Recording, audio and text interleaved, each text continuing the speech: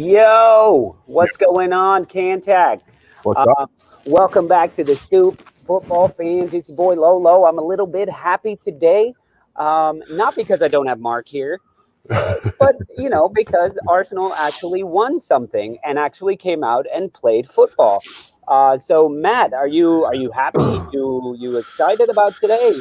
Well, I feel like a lot of times, depending on the result, is how we come out and we're like, "Hey, we won! Everything's roses." And if we lose, it's like this team's the worst. Yeah. Watching the game, I felt that we were lucky. We were playing Newcastle in a way, like we were able to create those chances, and we finally finished them. Other than that, I kind of thought it was pretty boring, to be honest. Those seem to be the only two chances we really had going, and we just managed to finish them this time, Yeah, Am I happy we did? Yes. Was it nice seeing that Aubameyang goal? The Aubameyang goal, but also we could play Willian and still get a win despite him doing absolutely nothing, or El Nene. I wouldn't agree. I would say actually El Nene was very good today. Yeah. And I've told you I don't like when he scores goals. I mean, of course I'll take a goal, Right. but to me I'm like, that's not what we need you here for. We need you to actually hold down the defense a bit. That's only our third goal from midfield in the league, by the way. Yo, London boy, yes sir, we finally won, and Aubameyang scored as well. And yes, on my fantasy team, I started Aubameyang and Martinelli. So There you go. And somehow Aubameyang got the assist on the first goal for missing his shot completely. Gotta love fantasy. But he got the assist. But to me, El Nene actually played all right. He was all over the place. And Willian, to me, gave some composure to the match. Not that he was playing back passes, but I felt confident when he had the ball for once. Yeah, I felt confident that he would beat one man and then sort of make an errant pass, or like he didn't give up the ball in any dangerous positions that led to anything, which was nice for once. But I didn't, it was nice that he could be out there and we could still win.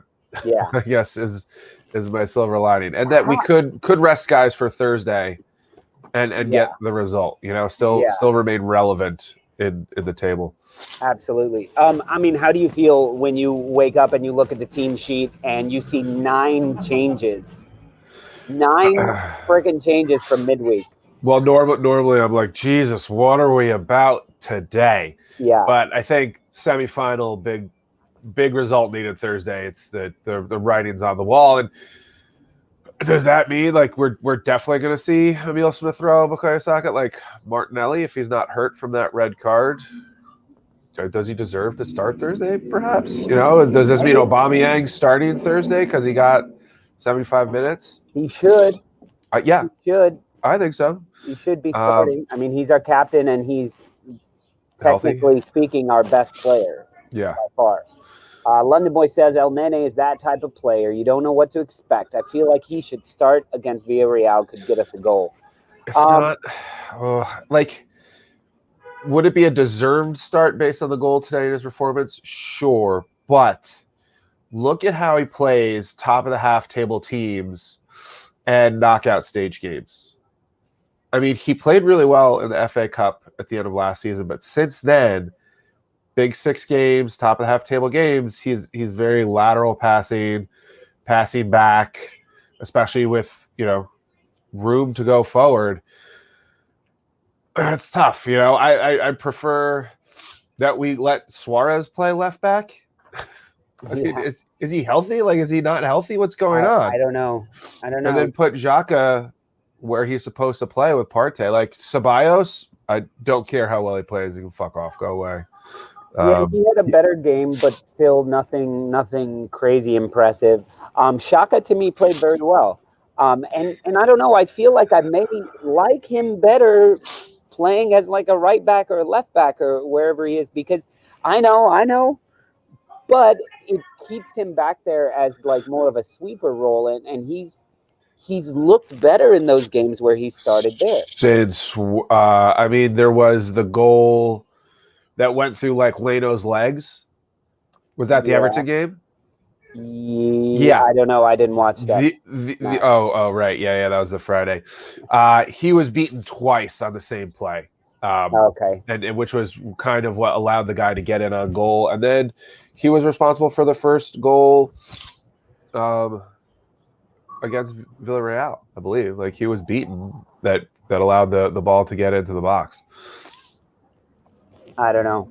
Like, it just, I like the versatility where if we have to switch to 3 at the back, you don't need to make a sub. You just sort of push Xhaka forward.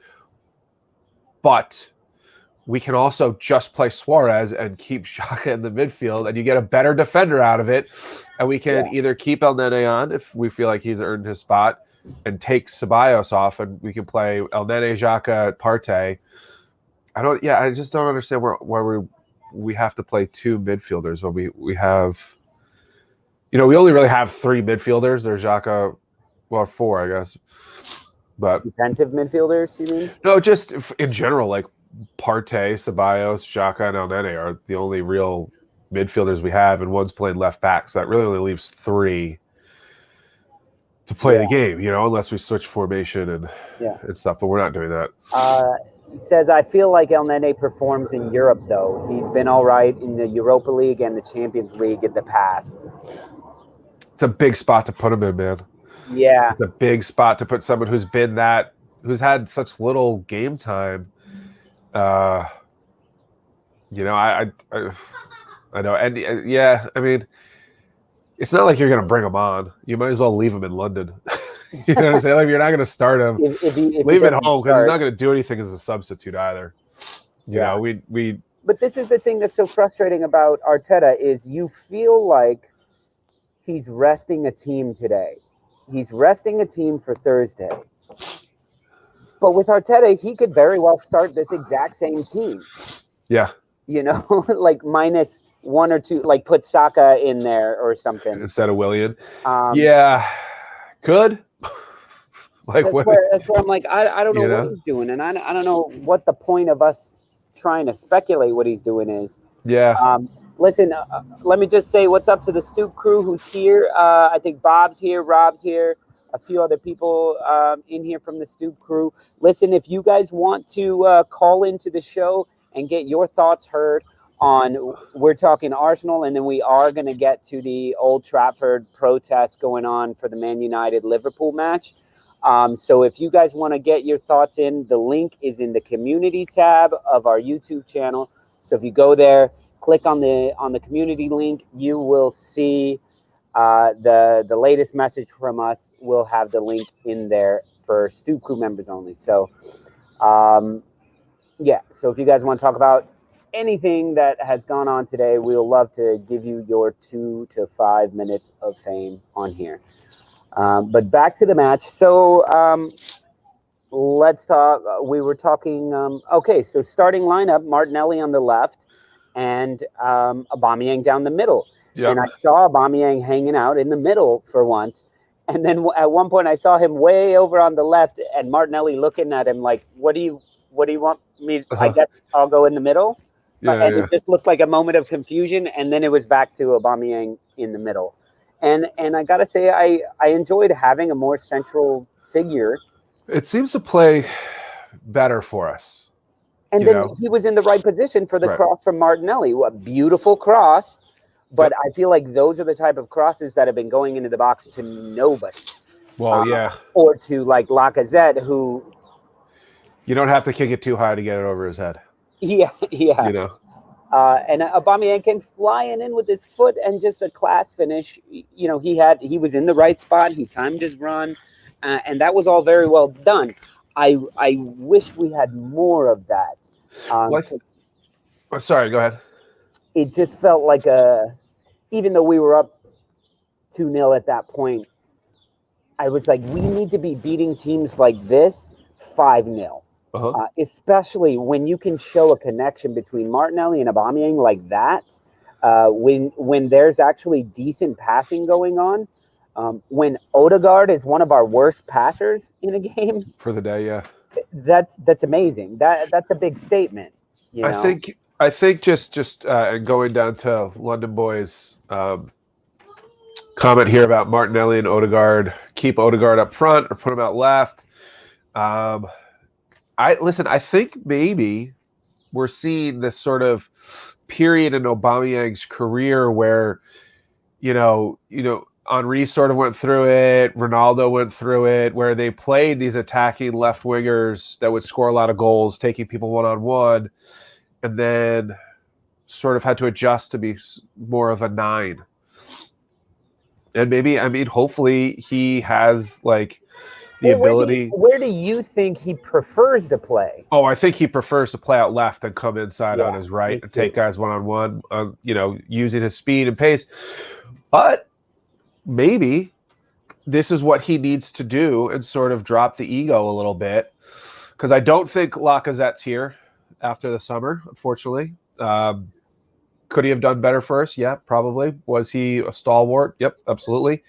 We're going to need someone in the center, and I think Martinelli at 19 is more like Aubameyang was at 19 and really wants to be taking guys on and feels that that's what his game is. And Aubameyang just has to adjust and maybe become sort of more of a focal point for the offense. Maybe not like a hold-up player, but a guy that can get the ball to his foot anywhere in the 18 and get a shot off even with his back to goal, So because it does look like Martinelli, as good as he is out on the left, he loves coming in. He loves cutting in. He looks to me like our future Firmino type player, where he can do a lot more than his. Let's not insult him. Jesus, he's only 19. What? I mean, Firmino, I think Firmino on any other team, an incredible role for Liverpool, right? Because he plays next to Son and Salah, but he does so much more than his stats. Okay, fine. Say fine, but that was like the argument about Dirk Kuyt years ago. You know what I'm saying? But what I'm saying is, I think Martinelli's going to be more than Firmino. I think Martinelli's going to replace Firmino on the Brazilian national team very soon. I see him, but Firmino is more of like hold up and slick passing, and I feel like Martinelli is taking guys on one-on-one for pace and. But how his success rate in that? He will take on anybody, but his success rate in that and what he actually comes of it has not been much. We also have 5 guys up front that like to do the same thing with him, Pepe, Smith Rowe, Saka. Well, I think if Aubameyang and Martinelli can form a sort of relationship on the left and center where they can switch off in a match, in a play, and have their code words, and Aubameyang can actually captain the pitch and call those plays where we're not able to break through, switch, and then all of a sudden the center back is like, wait, where's Aubameyang? And the center back gets pulled out left, and now Martinelli has some. I don't know if they're already doing some of that, and I just didn't. Well, it sounds like that's kind of what you were explaining before, where you were like, Martinelli was like, "Wait, what are you doing over here? Should I be in the center? Okay, I'll go in the center." That's it's going to take some time for them to do it. But it wasn't for it to be planned. Second nature. It was just Aubameyang naturally going out left. Right. What's up, Via Martin? He says, easy result for you guys today, and the sort of match you want before the return match against the Yellow Submarine. Good luck with that. Won't be easy, but it is doable. Listen, all we got to do is win 1-0. Much harder for us. Yeah, which is much harder. Like he's saying, I think it was such a huge away goal that we can take the momentum against them, and I think we also, similar Slavia Prague, wanted to see what they were about. Sort of had this arrogance that we could weather any storm, and once we figured out sort of their style of play, that we could take that back to the second leg and maybe hammer them like we did Prague. Yeah. There's no reason. I mean, we're every position on the field, we're more talented. Leno or Matt Ryan in goal for the Villarreal game? Leno. I think Leno. You got to have Leno. I think Matt Ryan is a decent keeper, but you can tell even in a match like this, he's a bit too excited and wants to do more that will get us in trouble. He almost got us in trouble a couple times today, but was actually fairly solid. I mean, I like Matt Ryan's confidence. You know, playing sort of a sweeper keeper, and like the way he goes up for balls in the box and lands on his back and stomach. It's very fun to watch. And he's got a boot. And he's got a boot on him. And he's better distribution than Leno, and I think that's why like Leno doesn't kick the ball more than 7 yards when we've got it from goal kick. But he has not been tested. No. You know what I'm saying? Stop for stop, Leno by far. But I don't know. There's something about like seeing Matt Ryan telling everybody, "Go, get out of here!" Like, why am I going to play the ball out of the back right now? What are you doing? Like, go. We're up 2-0. Let's end this game. Let's not do this. Yeah, why are we going to give them the opportunity? Us.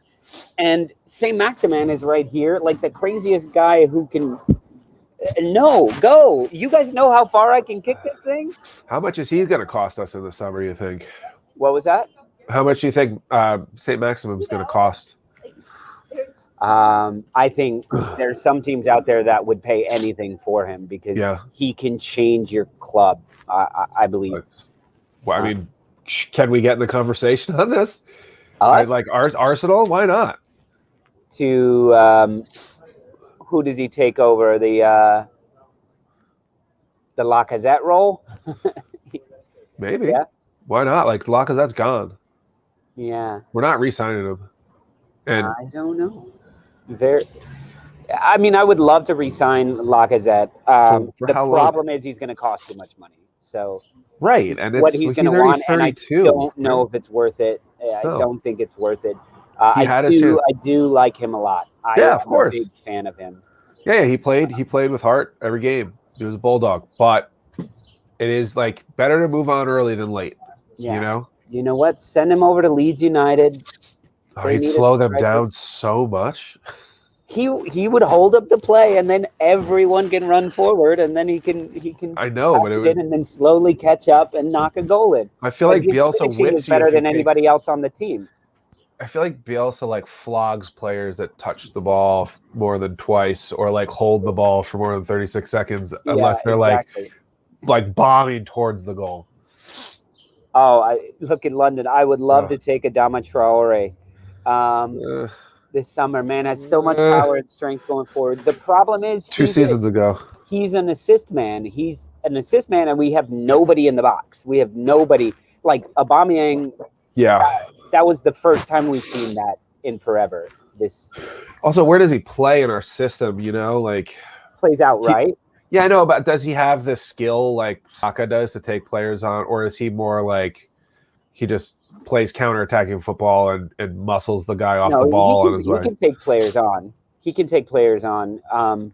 The problem would be that he would outrun the entire team, and there would be nobody. By the time he's ready for a cross, there's nobody there. Yeah. Well, I mean, he's not that much faster than Martinelli or Aubameyang. Those two guys are some of the fastest guys in the world in soccer. I don't like Adama Traore is a nice player for Wolves, I think. When they have a focal point. Yeah, not a player I'd like to take on. If Wolves could I'd rather have Bamford. If Wolves could pick up Olivier Giroud or a player like him, just like a fox in the box type. That's what Raul Jimenez was, you know, and that's why they were so successful last year, and not so successful this year because he has nobody to. Who is he crossing to? He's crossing to people who like to shoot from outside the box, like Neves and Neto and Moutinho and everybody. So it's crazy. Anyway, so let's move on, or quickly, just give me your man of the match for the Arsenal match. For me, it's a little tough. I'm not 100% convinced on anybody. El Nenny. Yeah. Game-winning goal, and then he played really well. You know, he played positively. There wasn't a lot of... He looked to pass the ball forward, and if that's all it takes for him to get man of the match for me, then surprisingly enough, he was one of our forward-thinking players. Martinelli looked good, but again, final result wasn't there for him, aside from the assist. Yeah. Aubameyang, it only really seemed to have that one touch. Pepe wasn't on long enough. Ceballos is a bag of onions. I can't stand him anymore after what he said. And I thought David Luiz was playing really well, but I didn't see why he came off. He got injured. Oh, He Jesus. got a hamstring. Really? He was fantastic. He was playing really well. He was in his element of long ball, Hail Mary type passes that right to the person's foot. He found Martinelli a few times from far right to far left, and they were just pinpoint passes. It's what I love about David Luiz, and we can't deny as terrible as some decisions he makes are for the team, he's been our best defender this season. Our best center back. I don't think that either he or Gabriel have been fit enough to really warrant, but it would probably be between the two of them. Yeah.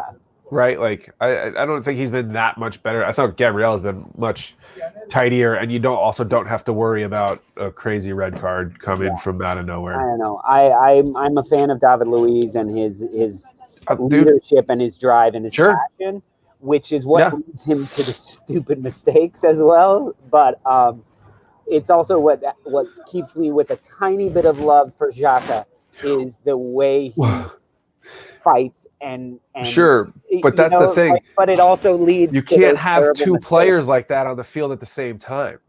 You know what I'm saying? Because one of them is going to do it eventually. Yeah. I feel like if we had just David Luiz, it was like, okay, the Wolves game, it's out of his system.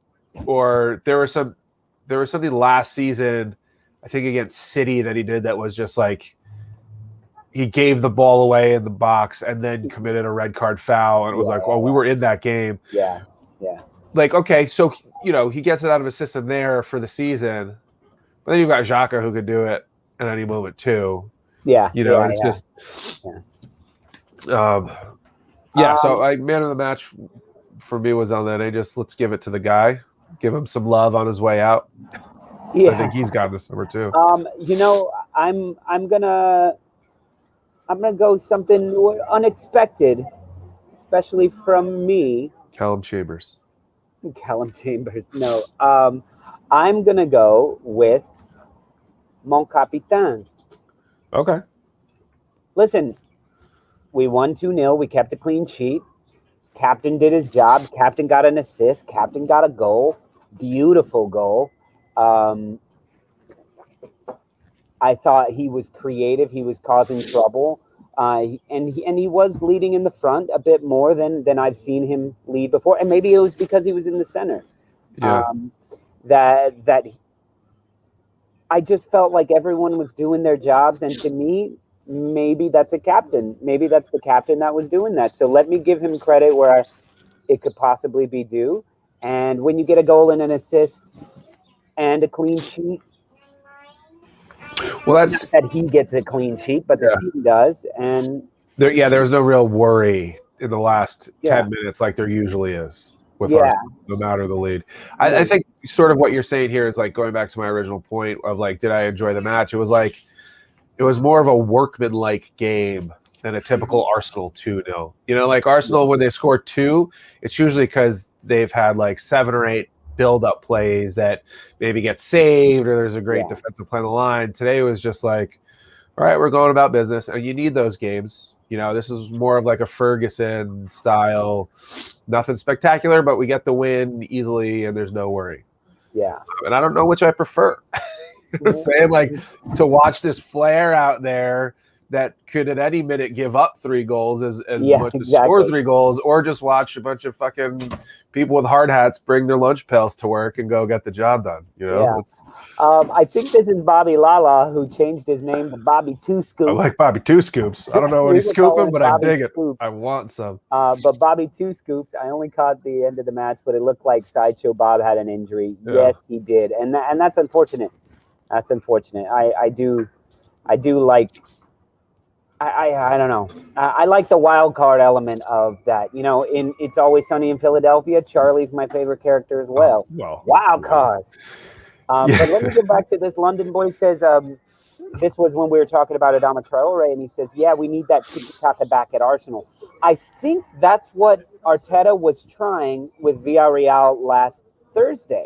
Yes. He played a tiki-taka side, and the problem was we had Yes. nobody to put it in the back of the net. Well, it's also we gave up a really early goal, right? So we had no chance to see it sort of work out. You know, his strategy was just, it was like, oh, well, didn't think about defense at all in this formation, I guess. So I'm surprised to see if he is just like arrogant and stubborn and goes for it again.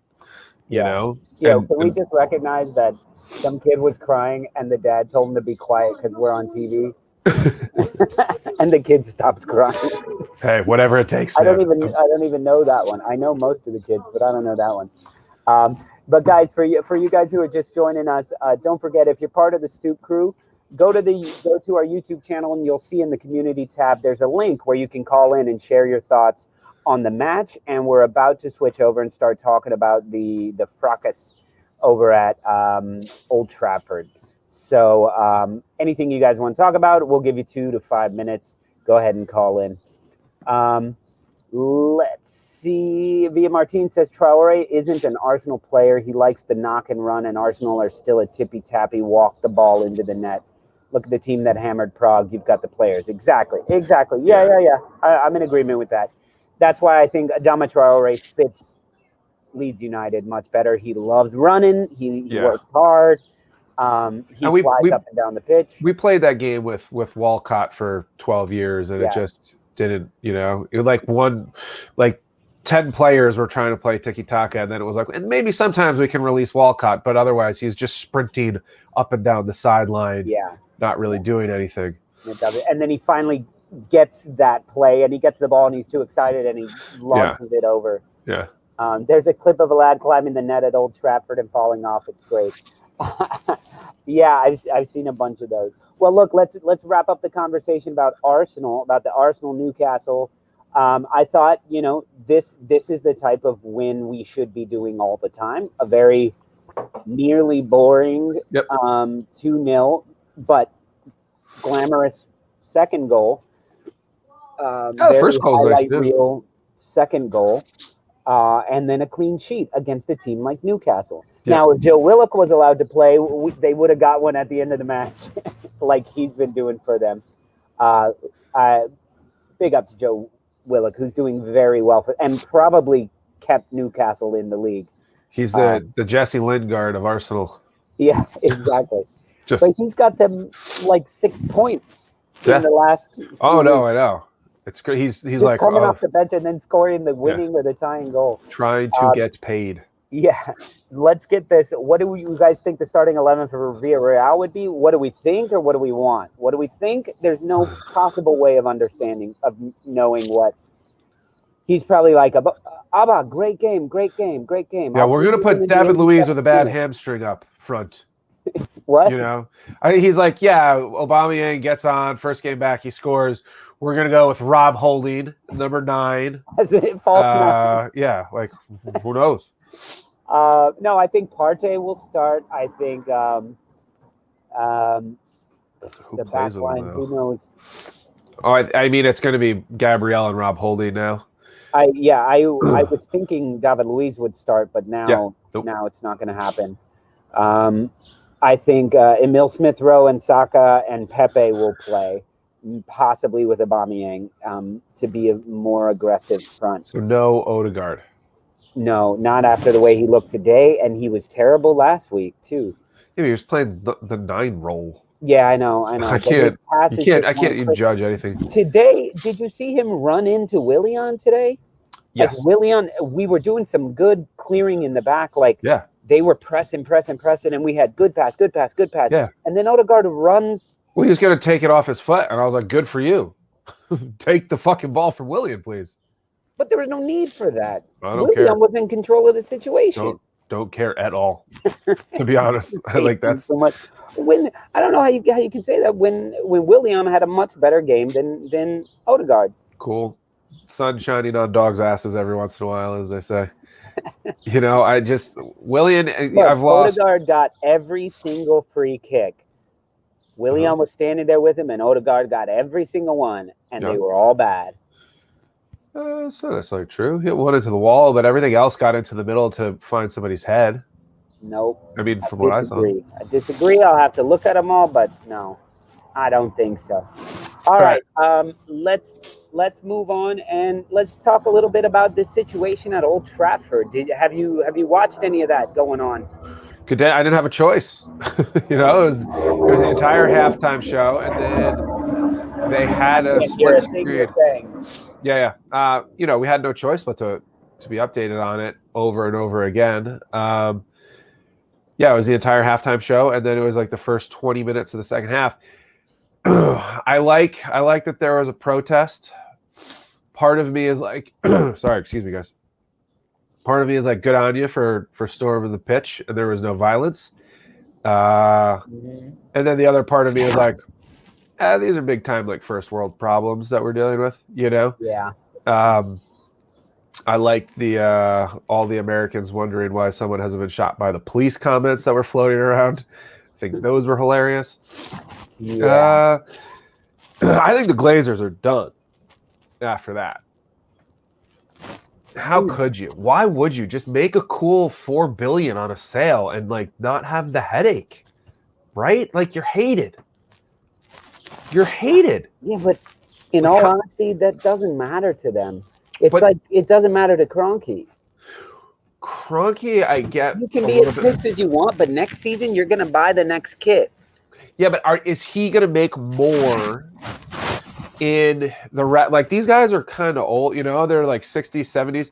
Are they gonna make more money that they can use in the rest of their life? Right? It's like if you won the lottery, would you take the lump sum or would you take the payout at 70 years old? Right? You can get like a one-time payment of $4 billion, whatever United's worth, $5 billion. Take that. No, these guys You're not going to make $5 billion in the next 20 years. But these are legacy guys. Their kids are dumbasses who have never. Their kids are going to be fine with money, and their kids are also going to be able to go to any Man United game they want if they even know what the fuck it is.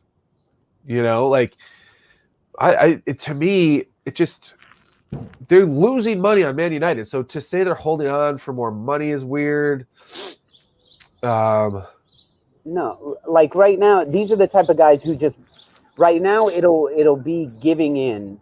Them selling won't be like a legit sale for money or anything like that. It'll be them giving in to the fans, and then they'll always have that on their back. I feel like they are financially fine to see out the remainder of the season, and then maybe sell in the summer, maybe sell next they're year, definitely not selling. so it doesn't look like they were pressed to sell. Sure. Like a sale of this magnitude can't happen in 2 weeks either. These are things that play out and take forever anyway. But I think what we're seeing is the beginning of the end of the Glazers in United, which, is good for the sport, but man, fuck United, forget what they want, Yeah. But, especially since we're going to be stuck with the Kroenkes forever. Yeah. Now listen, as much as I've been hating on the entire ESL situation, as you can see, and the fans are all complaining about all of this and complaining about how dare you're all about the money, but then fans are also demanding that they purchase $100 million players. And even we're saying, with the amount of money we're already paying our current team, you've said with one or two huge signings, we will be set. So how can you sign a couple $100 million players? Well, if you're not running the club as a business, generating money. There's only a couple $100 million players out there, but I mean, Harry Maguire is $100 million. Pepe is nearly $100 million. Was and never should have been. That's the thing, is it doesn't matter. Yeah, but look at Werner, Declan Rice, Calvin Phillips right now are $100 million players. Wait, let's not. Declan Rice maybe. Declan Rice maybe. They have price tags. Bayern Munich does it. I mean, that's your answer. Bayern Munich's a different. Germany's a different situation. Why? I think Why? because they've got a different mentality about how they run their clubs. All right. So how they shouldn't we all run be a little their bit more league. German? What? Couldn't we all stand to be a little more German then? Is that I think somebody else had that theory? Who was it? Because I don't know what you're talking about. Hitler? No, he didn't want everyone to be German. He just wanted there to be only Germans. It's a big difference. Yeah, not a little bit German, only German. He just only wanted Germans in the world. He didn't want people to be German. That's a big difference. No, but Cranky's not even doing that. I mean, the Glazers are doing it, but like, yeah, as fans, and again, these are fans of a club that would have greatly benefited from the ESL as we are, and they're still pissed. Like, the next person, if the Glazers sell, the next person's going to be a billionaire. Like, there's always gonna be big money. Exactly, and we're looking in the sport. Like, the only thing better about the Spotify dude coming in and buying Arsenal is that Joe Rogan will commentate the games. Dude, I'll take it. But the only thing better about him is that he's an actual Arsenal fan. And he'd bring in Vieira, Bergkamp, Henry to sort of. So there's that. However, he's also a businessman that started from next to nothing and created an idea and is exploiting it as much as he can. Is it a coincidence that he puts in a bid for Arsenal and Spotify rates go up $1 a month? Oh, He's got 200 million Spotify users, so $1 a month is $200 million. That makes his bid a lot. That's per month as well. This is also, I mean, the idea of bringing in legendary players that sort of aren't just going to be figureheads throughout the hierarchy is also very Bayern Munich-esque kind of deal, you know, like that. I think that appeases the fans. With businessmen and people like this, you don't know if he's just spitting lip service right now. If he's just saying, I'm bringing in Henry and Vieira and whoever else, Bergkamp, and then he brings him on and he's like, okay, photo op. All right, thank you very much. Never mind. Or you're on in this capacity that actually will not have much of a say. Well, I think he will be. The guy's name is escaping me right now. So for better, the Spotify guy. Eck. Yeah. So maybe he just buys it and is like, run the team, don't lose a fuck ton of money, and then eventually he tells the legends. Yeah. I mean, if you're smart, he'd buy it and get Wenger to run the entire thing. But then, that's what I was. Then we're never spending money. We're never spending money then. I mean, that was Wenger the entire time. You know what? No, but that's what happened. Like, Wenger was great until there was 4 Abramoviches in England. Yeah. Wenger could do it until there was 4 other teams that had unlimited amounts of money to pay players what Arsenal couldn't. Yeah. So yeah, I don't know. I mean, who knows? It's got to be better than Crunky. You know, let's give it a shot. Also, will we be able to stream games on Spotify eventually? Like, how's that going to happen? Because my journey with NBC Sports today was, let me tell you, nothing less than frustrating. So listen, we got some questions in here. When the match might start, any update? Absolutely none. As of 3 minutes ago, there is still 0 word, and that's coming from The Guardian. There's 0 word, but the warm-up nets are still out on the pitch. There's at least 3 corner flags because one douchebag ran off with it. And here's the thing, we're living in the age of wearing masks, right? Why would you storm the pitch and steal shit without your mask on? I mean, people used to. It's the opposite of what used to happen, right? Like, train robbers would wear masks to cover up their identity. Like, no, I'm fucking proud of my fucking team. I don't know why I went Irish there, but, That's close enough. It wouldn't surprise me if there were a couple Irish people out there. Yeah, probably. Let's see. Yeah, I agree, but I think right now we would take anybody over Kroenke. Anybody but the Wilpons. Yeah, our club is going down, further down with Kroenke. Yeah, and that's why. Here's the thing, though. If you don't want to run into the arms of the first suitor as like, oh, this guy Eck, he loves Arsenal and he has tons of money and he's run a successful business. Let's go, he's perfect. Kind of like Arteta or Emery, like the first suitors after Wenger. Now, I don't There's think got to they be did that. somebody. I think that was more of a Spurs move where they went for Mourinho, and you're like, it's like, no, he's not right for your club. But what I'm saying is Eck may be good, and maybe he could be the best owner in Arsenal's history ever. We don't know. I'm just saying, pump the brakes and don't crown him the savior of Arsenal just yet. Let's see if there's some real suitors to combat. I feel like this guy has the how do you want to say, like, he has the social standing for people to really get behind it quickly because they know who he is, they know what Spotify is. He's done the thing with, saying Henri and Vieira would come in. Like, anybody else, people are going to be like, wait, who's this just dude with 4 yachts that wants to buy the team? You know what I'm saying? Like, this Spotify guy, they're like, oh, Spotify, we know Spotify, we love or hate Spotify, like, yada yada yada. This oil guy, this guy, this. Yeah, like, how many bodies does this guy have buried? Ask any musician if they love him, though. Joe Rogan likes him. He's not a Joe Rogan makes more money on Patreon than Spotify. Probably. Maybe.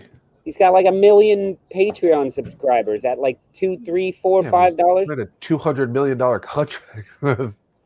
He's talking $5 million a month in Patreon alone. Yeah. Like, well, that's 5 times 12 is only $60 million a year. Anyway, you're correct. Hey, I love hearing that. I hope he's talking to me. Certain fans demand success, so they're as bad as the owners. This won't go away. I'll give it 4 to 5 years at most before there's another attempt or big changes in how the money is doled out. Listen, I don't think it's going to take 4 or 5 years. The ESL, yeah, I don't know. I feel like we were asking the question, why on earth would they make this announcement on a Sunday night with 7 matches really rushed, and actually 1 match that weekend still left to go on Monday? Why would they do it? They know there's going to be an uproar. They know. And to me, the only way it makes sense is if they knew all this was going to happen. This gives us 7 weeks to bitch and moan and for the clubs to go, you're right. You're right. Yeah, I was pretty calculated. Our bad. You're right. You know what? Joe, who did they kick out? Woodward. Ed Woodward. He's gone. People start firing people that were already leaving anyway. And they're just playing us for fools because now in the summer, you think they know the biggest thing in it is the grandfathership of these big clubs that are starting the ESL never being kicked out. So that's one of the big things is like, how dare you? So now they remove something like that, or they take out. It's all about negotiation. You know what they're going to do? You start a contract and you say, and I need 14,000 green M&Ms before every, and then you pull that out and they're like, okay, good. Well, so in the summer, right, they're going to be able to sneak something in, or maybe their whole plan was working with UEFA on this to get them. They're like, nobody's going to agree on this new Champions League format. Right. So they're going to go back to the old Champions League. Give them this shit. They'll bitch about it. Well, so what they're going to do is they'll say, okay, there will be 5 founding teams instead of 15. Exactly. And we'll do the old Champions League format. Exactly. Right? Because that's what everybody likes. No one likes this new format the Champions League is going to. Right? So I think it was really calculated. And also, maybe UEFA is like, all right, well, let's negotiate. And now UEFA has 2 major competitions. Yeah. Yeah. Exactly. Oh, we'll see. This has always happened to Arsenal at every end of the season. There's always rumors about someone buying it. It's going to phase out soon. That's not true. I believe so too. I believe so because No Kroenke, way. like, they don't Not like need the this. money of a Not like sale. this. But not like this. Like we've always, for the last whatever 8 not years, like we've said this. yes, we'd rather have someone else than Kroenke, but it's never been protests. You know, it hasn't been to this level, and it wouldn't have been to this level unless the ESL thing happened, and it was very money motivated by a lot of like non-English club owners. You know. Yeah. Yeah. Hold on once. So yeah, I agree with Kevin. They'll just figure out a way to make money and maybe include UEFA in it next time. All right, sorry. I was talking to my neighbors. Okay, let's see. Mr. Tom, welcome to the show, Mr. Tom. We missed you yesterday. Heard you were working. But let's see. Adriano, nice of you to join us. ESL smokescreen to swallow revamped Craigslist. New formula more than doubles the number of games. Lesser of two evils idea. Exactly. That's exactly what I was getting at. The average percent of income a Premier League team earns from selling tickets is 12%. So going to fan ownership is practically impossible now in England. Does that make sense to you, Kantak? The average percent. No, I mean, I don't really understand how the 50+1 works. In Germany, or fan ownership would work over here. But I know it. Like, I mean, that Kevin echoes. Yeah, I was just saying that as well, or I was agreeing with him as well. It seems to work for the Green Bay Packers, wherein like the city owns 49% of the team, but they don't have ability to make decisions. And you could argue that the NFL is as big as any league in Europe, so they've sort of figured out a way to make it work, and that's the last thing Kroenke wants English people to realize, I think. You know, as an NFL owner himself. What's the last thing he wants? Is to realize that there's an NFL team that sort of has this fan ownership model that can work, and you can be a small market team and still compete and you know, and still put a great product on the field. I think, you know, Kroenke sees it firsthand. The Packers are better than the Rams year in, year out for the most part. So it's the last thing he wants is people like Mr. Tom to understand that it can happen. Yeah. London Boy says, I'm happy with how UEFA is set up right now. It works right. The Conference League gives a chance for lower clubs to play Europe as well. In my opinion, it's perfect. Paul Steven 2, ESL clubs without billionaire backers, unlike as City or Chelsea, have too much debt and are up shit creek without this extra guaranteed money. Yeah, and that's why they wanted to join. You know, that's why it was a big deal for Arsenal to get in there, for Tottenham to get in there, for the Italian and Spanish clubs to get in there. Yeah, Mr. Tom, 50+1 means only 49.9% of corporation can own a club. So in theory, the fans retain the decision rights at any time, but they don't get to make those decisions. It's not like they're having a big board meeting at Bayern Munich on who they're going to bring in next year. You know, like, it just means that no one can have too much control, and it's a way to keep that a corporation can't decide. Like, they don't have the single vote on selling the team, on moving the team, on changing team colors, prices, all that shit. Right, you vote in all the board members, and they step down. Ticket prices, all that stuff. Yeah, and why can't that work in England, but it can work in Germany? I don't know. It definitely can. Listen, guys, in case you're just joining us, in the community tab on our YouTube channel, we have put the link where you can call in and talk with Kantak and I and give us your thoughts on either the Arsenal match, the ESL in general, or the uproar at Old Trafford today, which, let me just double check. I believe there's still no news on Yeah, they said it'll take about 90 minutes to clean the red zone within Old Trafford. So Sanitize for COVID reasons. yeah. And they were saying something about that is maybe that's why they weren't wearing masks. If anybody got into the locker rooms, one person did. Like that, they have to completely resanitize everything like that, and so we're looking at a midnight game over there, which could be cool.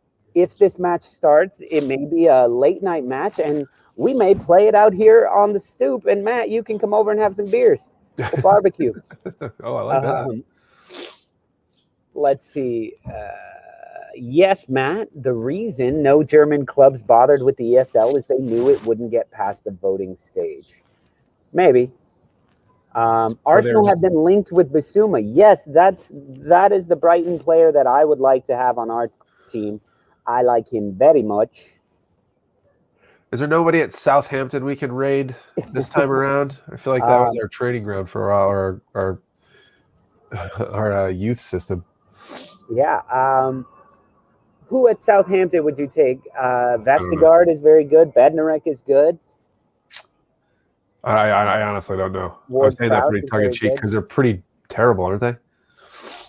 Yeah, Sky Sports are reporting the two teams are still yet to leave their hotels. Thank you very much, Kevin Echoes. Yeah, so I think they're still being blocked. Now, what do you guys in the audience here, and you, Matt, Danny Ings, I love that guy. He would do okay at Arsenal, yeah, but he would be in that Lacazette role, which I don't know if he's that big of an upgrade on Lacazette. No, and it's also kind of it would remind me of like the move when we brought Arteta in.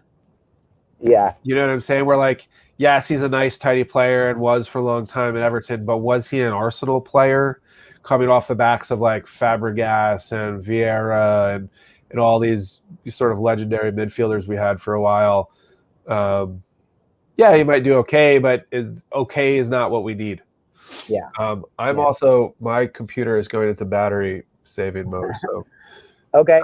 I might be so we can keep talking here.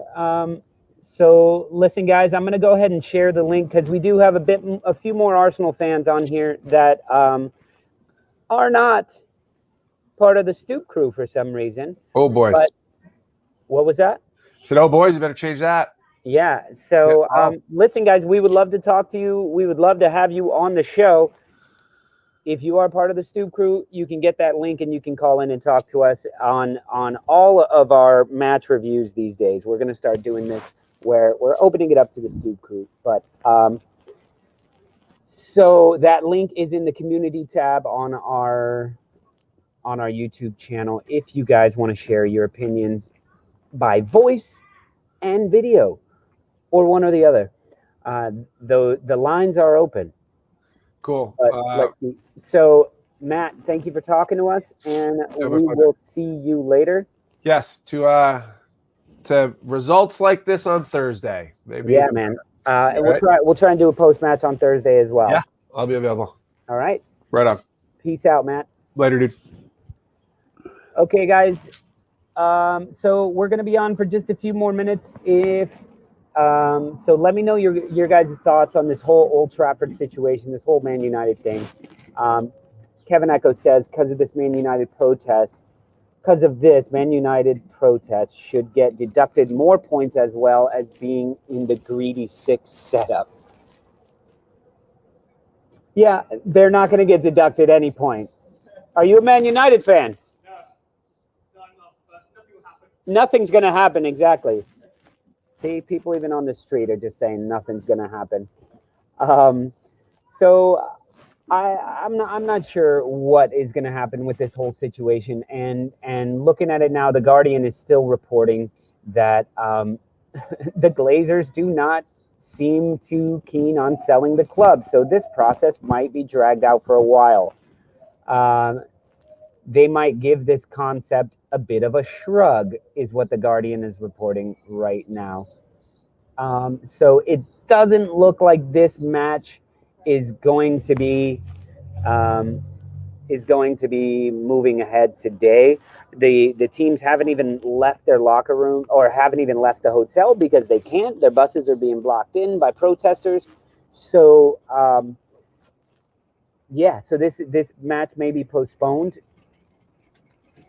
indefinitely. We'll see what happens with the next match. The thing about this is if the fans at Man United want to make anything really happen here, they're going to have to keep it up. It's going to have to keep going, and it's going to have to be they're going to have to show that it is impossible to play at Old Trafford because they will not allow it until the Glazers leave. And that's something where, good on them. It's something that Arsenal fans, if they really, truly wanted Kroenke out, would make a stink over and over and over again. But, that's a lot for fans to keep up on. So Bobby Two Scoops says, gotta stand with the Scum fans on this one, although, as Mr. Tom says, should be nowhere near the pitch. Did you say that? Yeah.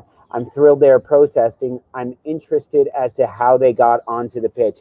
It seems like somebody opened a door for them because they were walking in like calmly. They were just single file walking in.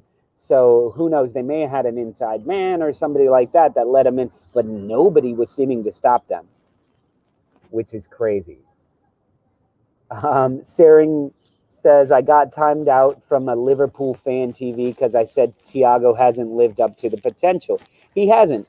But in my opinion, he would have fit in much better at Man City.